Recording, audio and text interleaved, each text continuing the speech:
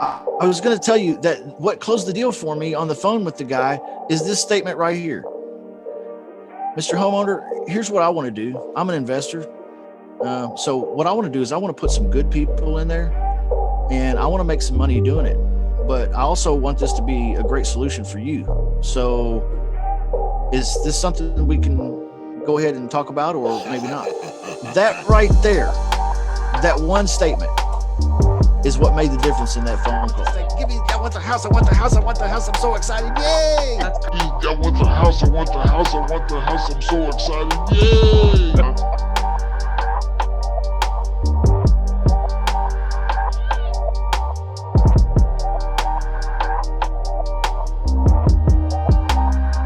I want to do a case study here real quick, guys. We'll spend the next several minutes doing this, and I'm more than happy to take questions while we're going through this. I do a lot of working on deals, so I'll do my best to recall the details of this one as clearly as possible. But I'm going to share a lot of details with you, and my desire is to go from very beginning, and I mean the very beginning, all the way through to the paycheck. Okay. And I've been teasing you guys in the VIP chat room with the one-on-one students and so on and so forth. I've been teasing you guys with this a little bit and dropping some hints and showing you some slides out of my presentation here a little bit. It's not really a presentation. It's just it's a case study. Anyways, let's jump in. This is rural lease options. This is a deal that we did in the great state of Arkansas, which you see right here. Is everybody seeing the screen okay? Somebody holler at me. Yeah, we good. Okay, so Arkansas. Backstory. We contacted this guy somehow, we think, about 60 days ago. 60 days ago, he wasn't interested. Okay. We know that it was about 60 days ago because I don't know if you guys remember. I think I shared some deals that I did in Arkansas a couple months ago. And so we were working on some deals in Arkansas a couple months ago. We had contacted this guy through the automated REI text blast. He didn't respond back favorably, or he responded back and we disqualified him right away. I don't know, but for whatever reason, he was no longer on our radar. Okay. Fast forward 60 days. I recommend to my team that we go back to Arkansas. I just like Arkansas lately. Okay. So we go to Arkansas. Here's how we did it. We go back here to the map. We find Arkansas and we start zooming in. Okay. Now, when we zoom in, more cities start popping up. Here's Conway. Here's Jacksonville. Here's Searcy, Heber Springs, Fairfield Bay, Clinton. Let's go ahead and zoom in a little further. Okay. Here's another small town called Rosebud. Okay, let's zoom in again. There's Rosebud. Everybody see Rosebud? Now, what I want you to notice is Rosebud, I'm going to back up here. Rosebud is not that big. Look, do you see Little Rock down here at the bottom? Little Rock, I believe, is the capital of Arkansas, so it's a fairly good-sized city. This is not Little Rock. This is something much smaller. And as you zoom in, so when I say I'm doing flyover states and I'm scraping these smaller areas, yeah, sometimes I'm getting some fairly small areas. I would still go to Little Rock, but we do, but we also kind of go around in the country too, in some of these smaller towns. All those people have to have houses too. And some of these counties have tens of thousands of people that live there. Okay. So here's a town, Rosebud. So we contacted that guy, I guess, 60 days ago. Nothing happened. Here we are back in Arkansas, and we send out this text message. Hi, about the house for sale. I have some down payment. Is cash the only option, or can we talk about something creative? That's what our text message said. It went out. Now, after that, we get a response. He says this. I'm sorry I had to break this up into several different screens, but I'll show it the full message to you here. His response to our message was, sorry, didn't get back to you earlier. Had it under contract, but the buyers seem to be getting cold feet.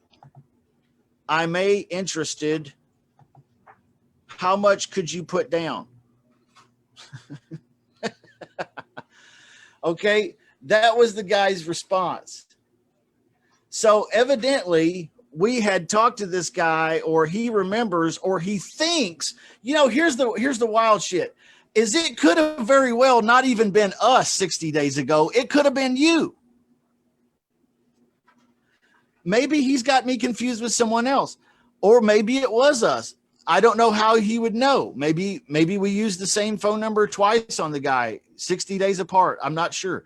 But for whatever reason, he thinks we contacted him before, and he starts out his message in reply with, "Sorry, didn't get back to you earlier." Okay, had the house, here's the reason why though. He had it under contract, but the buyers seem to be getting cold feet. I may be interested. How much could you put down? So that's a great question. And that makes us very interested. Let's see here. I've got to somehow go back to find that file because it cut out a bunch of my photos. Justin, was this listed with an agent? Is that what or is this a for sale by owner? I'm going to get to that right now. Let me show you. Okay. So we went and checked out the lead where he was replying back on automated REI. It was a Craigslist ad for sale by owner. Okay. And here's what the ad looked like. This is it. Nothing else. Okay. Not flashy at all. Notice it doesn't even say how many bedrooms. It doesn't say how many bathrooms. Is there a wonder why this dude hasn't sold this place yet? We ain't seeing nothing though. Say what? You're not showing it. Oh, you're not seeing it yet. Oh, I'm sorry, guys. Let me share screen. Yeah, here you go. Let me see if that helps. Does that help? Yes. There you go. Yeah, see this? This is the ad. Ridiculous. I got this off Craigslist. Is there any wonder why it's not selling? Okay. Well, he says he does have a buyer that's interested, but it's falling through and blah, blah, whatever all that means. So that's what we know at this point, but it's 1,580 square feet. So that means it's probably how many bedrooms? Somebody tell me. Somebody in here that knows a little bit about houses. How many? Three. So I see the ad and I say, bing, bing, bing, bing, bing, bing, bing, bing. This is a 3-bedroom, I bet. 1,580 square feet.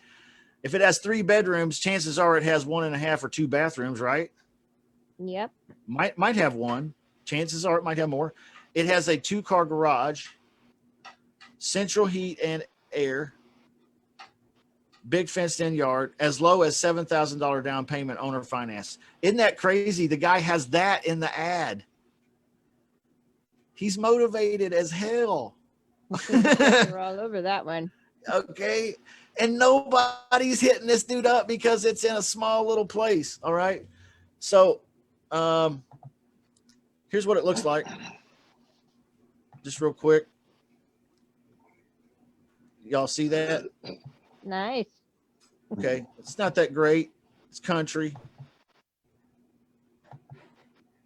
But not bad. Okay.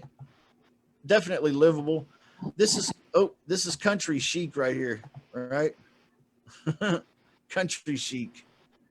I like that though. That's okay. You could go French country with that real easy. You know what I mean? And your decor. So let me share a whiteboard with you and I'll give you the details here. The details are as follows. The fair market value is $187,000. Okay. He's asking $187,000. All right. But he's open to creative. And he even said so in the ad, right? Because he said, I want $7,000 down. So he's insinuating something creative here. Okay. We called the guy and did a pre-qualification, found out that he had moved actually about 60 days ago. So I guess he was counting on that buyer to come through that didn't. And so he had moved into the city of Little Rock. Okay. So he was no longer even around the property, but wants to be completely rid of it. Okay. So bad that he's willing to do something creative because now he has a house there and he has a house in the city. So that's his story. So we picked this up from the pre-qualification call. He shared a little bit of that.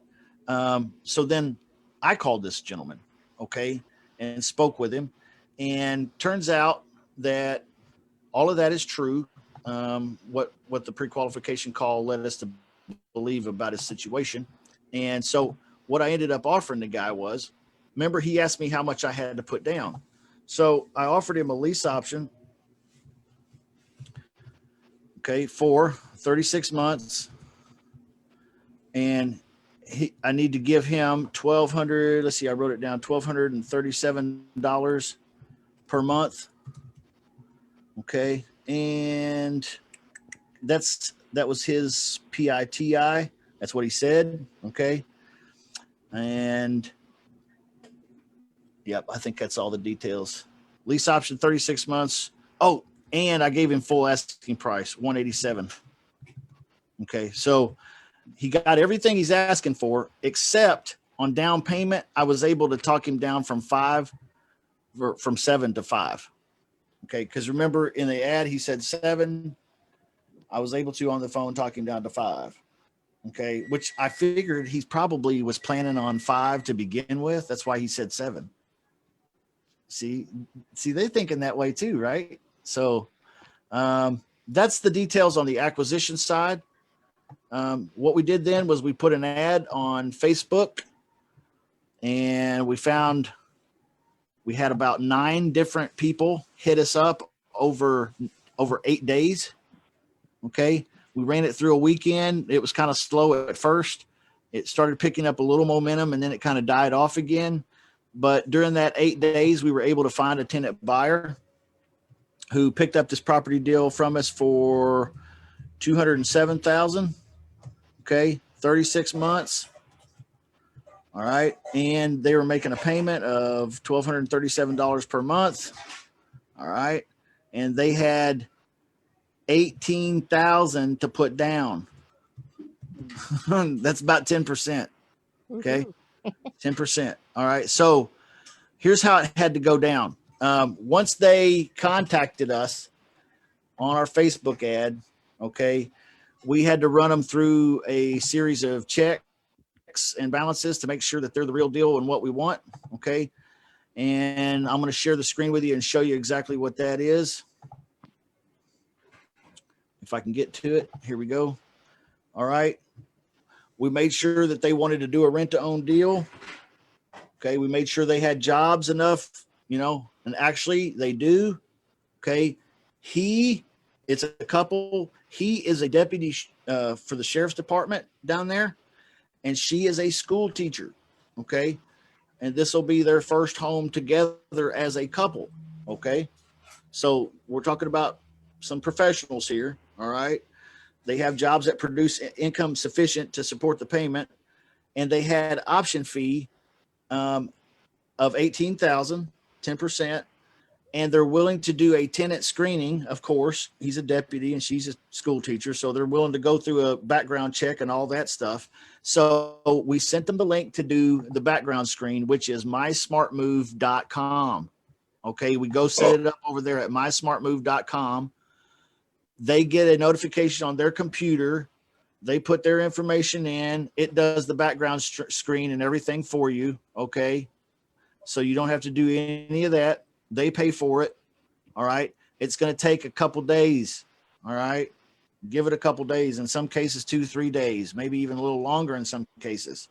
So once they went in and saw the property, all right, once they went in and saw the place, which actually they were able to get in and see because the homeowner, he has a relative that lives in the same town. Okay, so he was able to go unlock the place for the brother. Okay, I think it was a brother. So with that being done, they liked the place. They wanted to make the deal happen. So we signed them up on the paperwork, and we got an initial deposit from them. Okay. When I say we signed them up on the paperwork, I mean we sent them the My Smart Move stuff to start the paperwork. Okay. We also at the same time collected $3,000. Okay. Because we want to make sure they're good on this. Okay. And they are good on this. They want to put money down on it. They don't want me selling it to somebody else. I took $3,000 right away. Okay.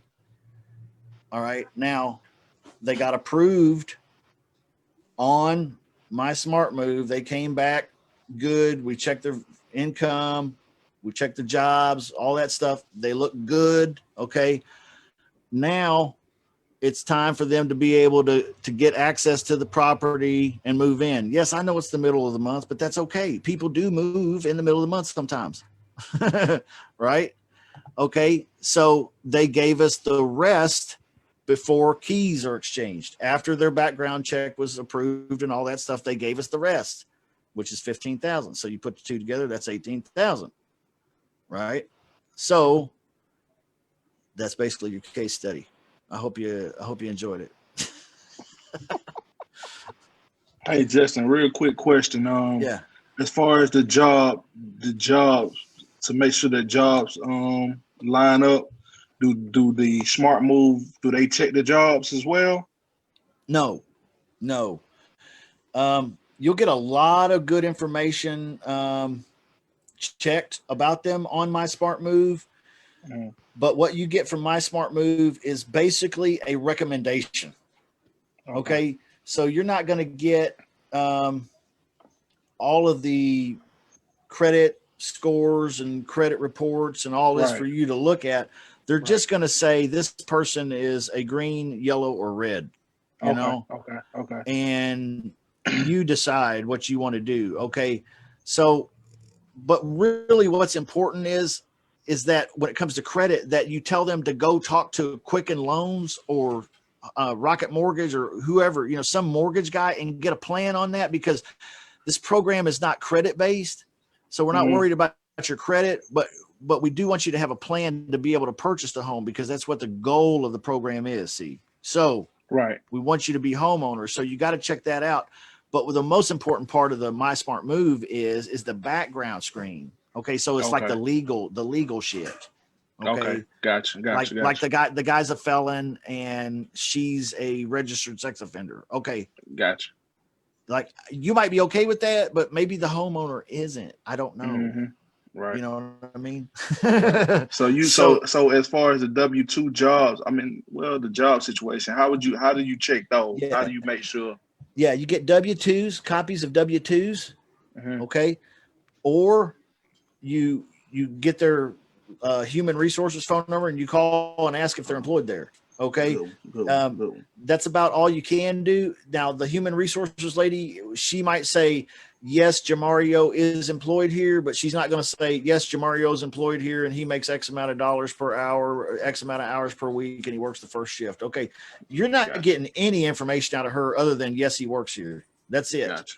But at least it's that, you know, Yeah. if the guy says he's a deputy and you call up there to the sheriff's department and ask if he's a deputy and they say, yeah, then you're like, okay, well, I guess he wasn't lying. I know they fucking pay him, you know, like, right. I'm not sure how much they pay him, but they pay him. Well, yeah. How did you make the transition in talking with him into you're not going to be living there? You're going to be, you know. Oh yeah. I was going to mention that. And I think I just got in a hurry and I rushed through some things. I was going to tell you that what closed the deal for me on the phone with the guy is this statement right here. Mr. Homeowner, here's what I want to do. I'm an investor. So what I want to do is I want to put some good people in there and I want to make some money doing it. But I also want this to be a great solution for you. So is this something we can go ahead and talk about, or maybe not? That right there that one statement is what made the difference in that phone call. Does that answer your question? Yes, thank you. Sir. Yeah. So the virtual nature of this scares people sometimes. It's like, yeah, but I don't want to get involved in something and I can't show up. What are you gonna do if you do show up? Like you're gonna get out of your car and walk up there and problem solve if something goes wrong. You know what I mean? Like what are you, the wolf? You know? Hey, get on down here, wolf. We got some problems you need to fix. You know? Hey, Justin, I'm sorry. Hey, Justin, Yeah, I'm sorry to interrupt you. I have a you're question. fine. So, what if you can't find a tenant buyer? What do you say to the seller if you can't find a tenant buyer to, do the lease to own? If I fail at it, Yeah. yeah. So let's say, for example, in this deal, I got the guy under contract and I'm marketing the property, and instead of it going for like 10 days is what it was, it took us to find a buyer. It goes for 10 days and there's nothing. And then another 10 days and crickets. And it's like, okay, what do we do? Well, you don't have much choice. I mean, what are your options here? You can call the guy and be honest with him and say, hey, listen, I really thought I could put this deal together, but man, I think the rural nature of this one's really killing me. Is there something we can do to make this a little more attractive, price or the rent, maybe lowering it down or something like that? Is there something we can do to make it more attractive? Or you might say, I think I can still pull it off. Can you give me a little more time? Let's just, add another 30 days onto this. You're not going anywhere, are you? Okay. The house ain't going anywhere, is it? Okay. Well, let's just keep rocking and rolling. I do that a lot. I do that right there a lot. Okay. I got now, you saw in the flex option agreement memo, I think it says 30 days. At the end of 30 days, if I don't have a buyer, I will call that guy and say, hey, listen, man, I'm out of time. I haven't done what I, thought I could do. So I just put this on. Come here. hold on. Let me see if I can, there we go. I'll say, hey, I haven't been able to do what I thought I was going to be able to do. I think I can still do it. I think I'm just going to need a little more time. Is it okay if we just have a gentleman's agreement to just extend this another 30 days? We don't need to get into any paperwork or anything. Let's just do that, and I'll keep working at it, and I'll keep you updated. Does that sound good? Can we move forward? I do that a lot. Okay. Because there are times where properties, I can't find them in the first 30 days. That's just the nature of the business. Sometimes that happens. I mean, shit. I mean, I'm not a superhero, right? So sometimes it takes me 8-10 days like this. Sometimes it takes me 38 days. I don't really know. The marketing, it's a marketing question on where you found this, because I'm checking out population areas, but you're saying to go with like small towns, stuff like that. I've been going up with like 50,000 people and up, but that doesn't seem to be working anyway. So maybe it's too much. So do you really look at the population, or you just pick a city and? Yeah, I mean, I'm not trying to go where the cows live, right? But at the same time, like that county right there, that county has 35,000 people in it. Right. Okay. That's a shitload of people. So, I mean, start thinking of things like in that respect, rather than like, I'm just going to go to Little Rock, which is a pretty decent sized city, and get my competition, all riled up against me and struggle to close deals. Go out into the country just a little bit, but not into like where the cows live, but like into those little towns. And I'm looking for what? I am really looking for just the low hanging fruit. Like, does anybody here disagree that that guy that I just showed you on that deal, that he was not absolutely low-hanging fruit, and I just happened to walk by that day for the second time, and I brushed it, and it fell off in my hand. Yeah, absolutely. Yeah, I he mean, was that's low kind of what hanging. it feels like to. It's what it feels like to me. Yep. Low-hanging fruit out there outside of town. In Kansas City alone, there's close to 5,000 realtors on the books. Wow. Do you think there's one seller out there anywhere that hasn't been contacted by some damn realtor somewhere? Probably not. I mean, you know, there's 5,000 realtors. Okay. So, but not out there in Rosebud, you know? So Took off that ad that he had $7,000 down. I would immediately, and maybe this is wrong thinking, thought that was an investor because it said something about owner financed. So right away, I would have thought, well, somebody else already got this deal. They're trying to find somebody to sell it off to. no, but see, you'd have been wrong. I know. Because that's not the case at all. In this case, it's just a motivated guy who's already moved, thought he had a buyer, they fell away. Now he's trying anything he can that makes sense in his mind to alleviate the payment issues, because he knows he lives in Rosebud. It's a small place. How am I going to sell this place? I've tried, it failed. This is a real pain in my butt now. You saw the ad. It sucks. It's no wonder nobody's buying it, even if it wasn't in Rosebud. So, I mean, my chances look really good here. I think I can do a way better marketing job than he ever did. I think I'll take my chances. And, you know, as part of being a wholesaler is throwing some shit on the wall and seeing what sticks. In some cases, I don't close every deal. I don't. That's just me. Maybe there are some wholesalers out there, and it trips me out when I find them because they're like, hey, I don't make offers on properties I can't close.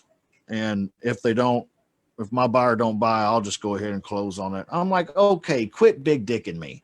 All right. You know what I mean? I don't need that, because it's just bullshit. You know what I mean?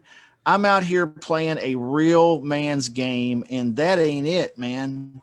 You know, I mean, I'm not trying to line up to buy all these properties because I'm that integrable that I will pay for every house that I find. You know, I throw a lot of shit on the wall, and you know what? If that house don't sell, it's because the price ain't low enough, and that dude won't be flexible. It ain't my fault. Don't put that shit on me. You know what I mean? I didn't create that scenario. I'm doing the best I can to bring an alternative option, a solution here. I'm sorry, I'm preaching to the choir, you guys. That's funny. Don't put that shit on me. Right? I didn't want to waste my time. That's where the mindset needs to change to where it'll only take you 1 minute to find out exactly who it is. Like Justin said, the ad was so whack. I thought it was an investor. He would have to know better. So, you know, it takes you 1 minute to get that. I just thought about that. Yeah. No address, no bedrooms, no bathrooms. I guess he thought we all picked houses by square foot. Exactly. You know, like just real whack ad. But see, that's about the cleanest lease option example I think I could come up with even, you know, like it's really like the cleanest. 36 months. I gave the guy full asking price. I added 10% to it for 36 months. I found a tenant buyer that went and put down the full 10%. I signed the deal. I walk away. Guess what? They're happy. There's a deputy out there right now in Rosebud County and a school teacher that are just in there. I mean, you know, just partying it up, having a great fucking time, you know, and they're happy. They love me. It's a great deal. And guess what? That seller can now breathe. He can breathe a sigh of relief. That's about the straightest, cleanest lease option deal a guy can do. I mean, there's nothing in there Wild West at all. What's up, Jerry? Justin, when you pick a small town, do you check the population before you scrape? No, man. I don't. We scrape, and if the results are shitty, we move to another place, and we move to another place until we get what we look for.